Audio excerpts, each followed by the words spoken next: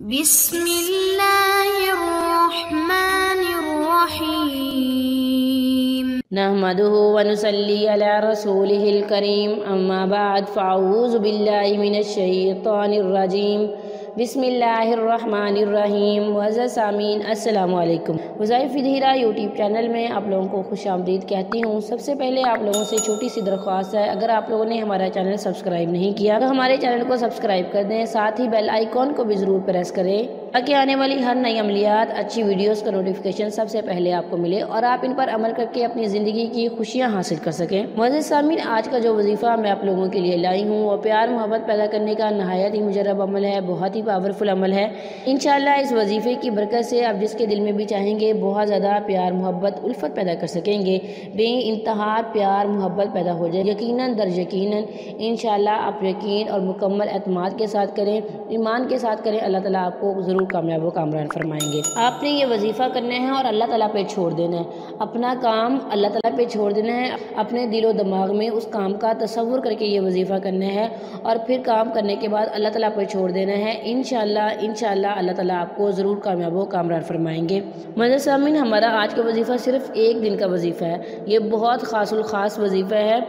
ये हमारे पीर मुर्शिद का अपने ख़ास मुरीदीन को बताया हुआ वजीफ़ा है। इंशाअल्लाह इस वजीफ़े की बरकत से आप ज़रूर कामयाब व कामरान होंगे। मुअज़्ज़िज़ सामीन, ये वजीफ़ा आपने नमाज इशा के बाद करना है। वजीफ़ा करने से पहले इजाज़त लेनी है। इजाज़त के लिए अपना नाम कमेंट करेंगे, हमारी तरफ से आपको वजीफ़े की इजाज़त दी जाएगी। आपने एक नोकदार छुरी लेनी है जिससे आप सब्ज़ी काटते हैं या फ्रूट काटने के लिए जो घर में इस्तेमाल होती है उसे लेना है और आपने रात की तन्हाई में बैठ जाना है। मुअज़्ज़िज़ सामीन, आपने अल्लाह ताला का मुबारक नाम या हलीमु 101 बार पढ़ना है और उसके बाद छुरी की नोक पर दम कर देना है। छुरी की नोक पर दम करके फिर आपने आग जला के इस छुरी की नोक को गर्म करना है। जब ये गर्म हो जाए तो उसके ऊपर पानी बहा देना है और फिर इसे ठंडा कर लेना है।